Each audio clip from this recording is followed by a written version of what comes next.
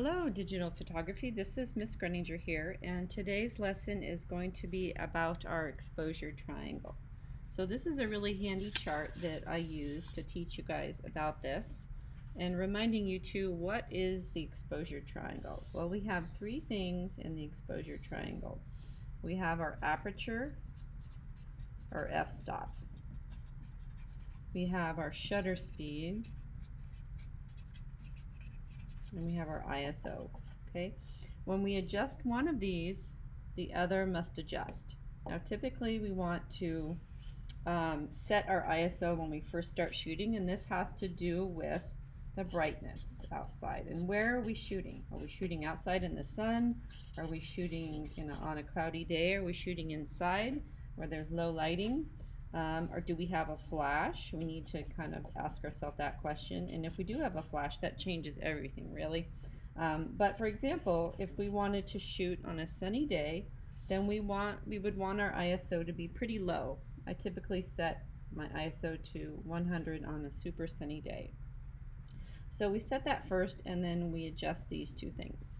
Now you can adjust all three as you go, but typically you start with this and then you mess around with these two while you're shooting in manual mode.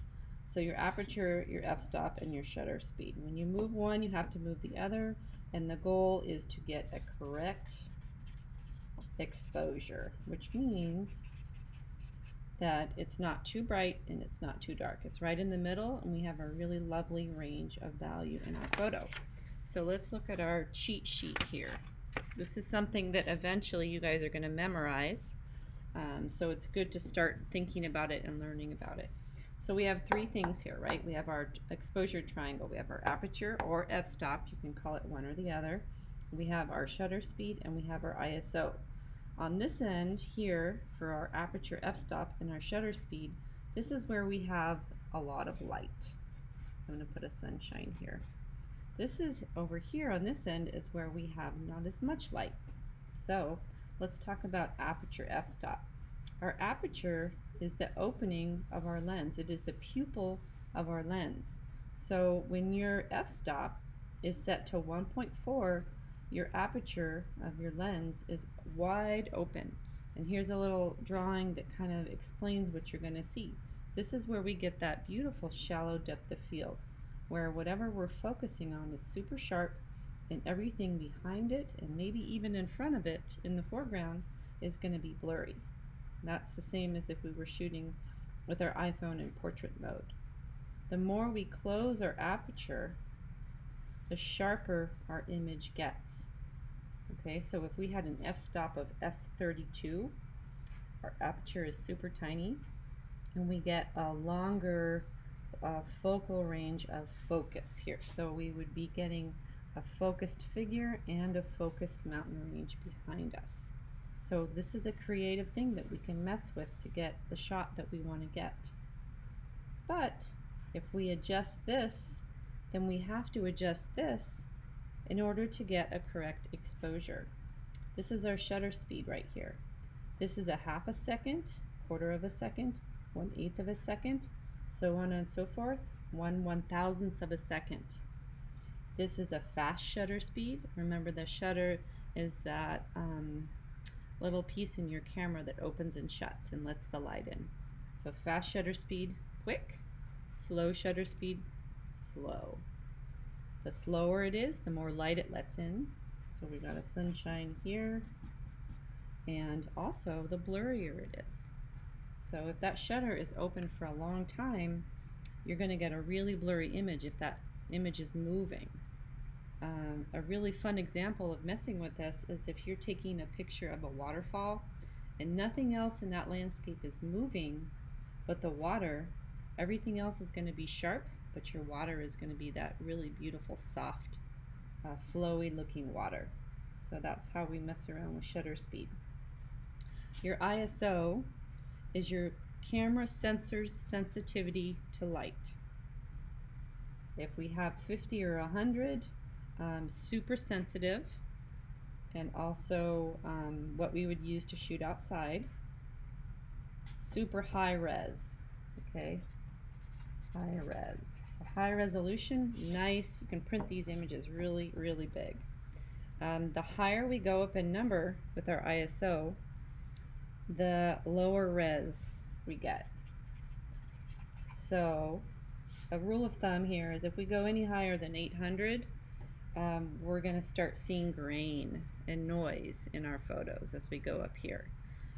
If you're shooting outside and it's starting to get dark and you do not have a flash on your camera, or you don't want to use your camera's built-in flash because sometimes it's not that great, you can start messing with upping your ISO, because it will allow you to take a correct exposure photo in a darker environment.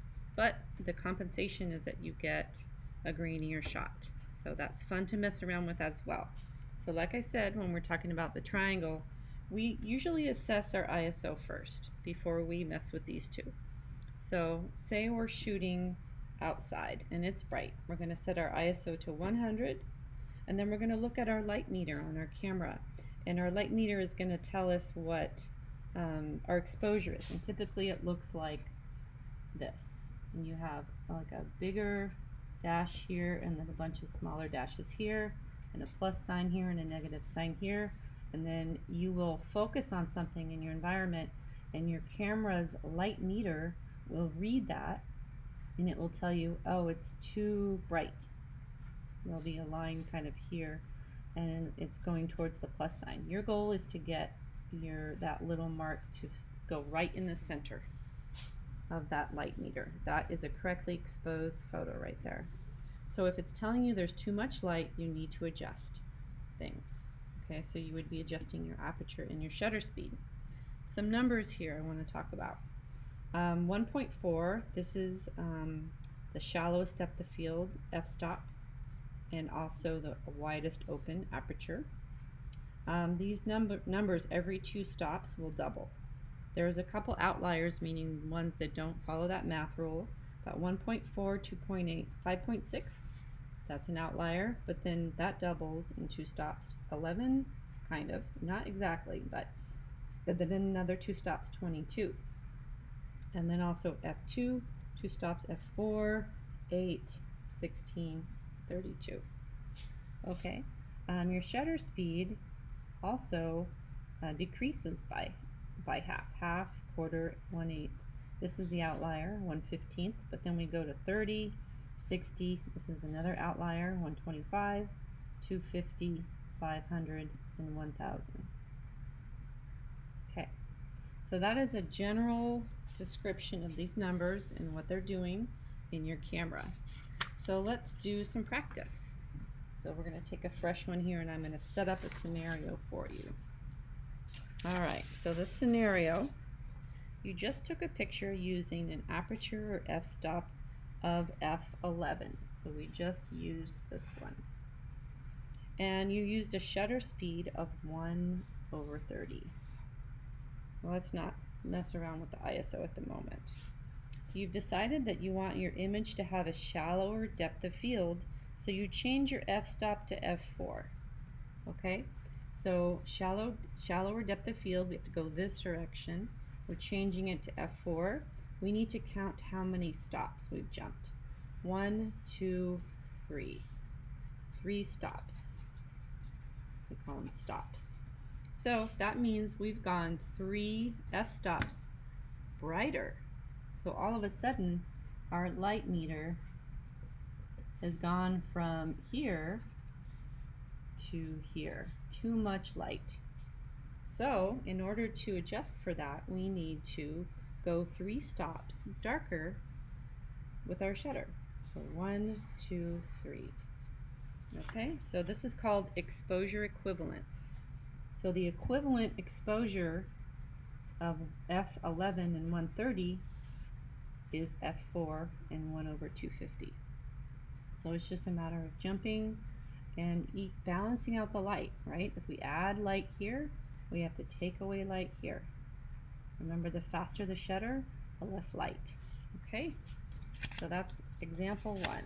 Let's do example 2. You guys are going to learn how to do these as well. Alright, you just took a picture using an aperture f-stop of 8. f8. Using a shutter speed of 1/8. Okay, that's going to be a pretty blurry photo, and it's going to be, you know, pretty sharply focused, but not completely shallow depth of field, kind of in the middle. Your subject came out blurry, right? Because that's 1/8 of a second. That's a long time. So you move your shutter speed to 1/125. Okay, let's count how many stops that is. 1, 2, 3, 4 stops. 4 stops darker. 4 stops darker. So what do you have to change your aperture f-stop to get an equivalent exposure? Well, we have to jump 4 stops brighter. So we would be changing our f-stop to 2. Okay? Next one. This is our last one. You just took a picture of a beautifully plated meal using an aperture f-stop of 1.4. So that's going to be super shallow depth of field right there. And a lot of food photographers use this technique. And a shutter speed of 1/30. Pretty slow. You realize that your depth of field is too shallow. Okay, so if you have, I mean, this is a 1.4 is a really, really shallow depth of field, and a lot of lenses don't even go to that. In fact, lenses that do go that low are pretty expensive, unless you buy a prime lens, which is a lens that doesn't change its focal length. It's usually set to 50. I have a 50 millimeter prime lens with an f-stop of 1.8, and it was pretty cheap. It was about $60.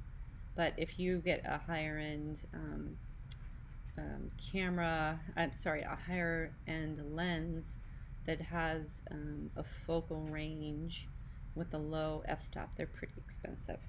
Okay, so let's go back. I kind of digressed there. So we're shooting this plate of food, and we have an f-stop of 1.4 and a shutter speed of 1/30 of a second.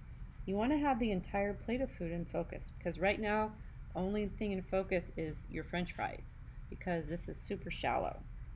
Alright, so you move your f-stop to 5.6. 1, 2, 3, 4 stops. Okay, so that means we got darker. So we have to get brighter with our shutter speed. 1, 2, 3, 4, half a second. Okay, so now we still have shallow depth of field, but we're getting that whole plate of food, but we've slowed down our shutter. So here is another rule of thumb. If we are going, okay, say we have on our lens, we have on our kit lenses for our Nikons, our focal length is 18 to 55 millimeters. Okay, we'll talk about that in a little bit. That's kind of a whole other thing. But the rule of thumb is that if you are hand holding your camera, you do not want to go below a shutter speed that is equivalent to or lower than your max focal length. So if my lens focal length is 18 to 55, then I would not, if I don't have a tripod, I would not shoot below 1/60th of a second. Or it's going to be shaky and blurry no matter what I do. It's just the nature of it. So I would have to have a tripod if I wanted to shoot anything lower. So I definitely need a tripod if I'm using a half-second shutter, or I'm going to have a blurry photo. All right, so I know this is complicated, and it's the first time we've talked about this, so if you have a look on your face like, I don't know what Miss Greninger is even talking about, that is okay. The very first time I learned about all these things, it did not sink in right away. So we're going to be going over this a lot. You're going to actually memorize these numbers, not the ISO numbers, but the shutter speed numbers, the aperture numbers. I'm going to give you a lot of these equivalent problems to practice and solve. I know it's hard to see, it's super reflective. And you're going to practice, practice, practice until you get it. And then I promise you this will actually help you understand how to use your camera in manual mode. Okay. Let me know if you have any questions.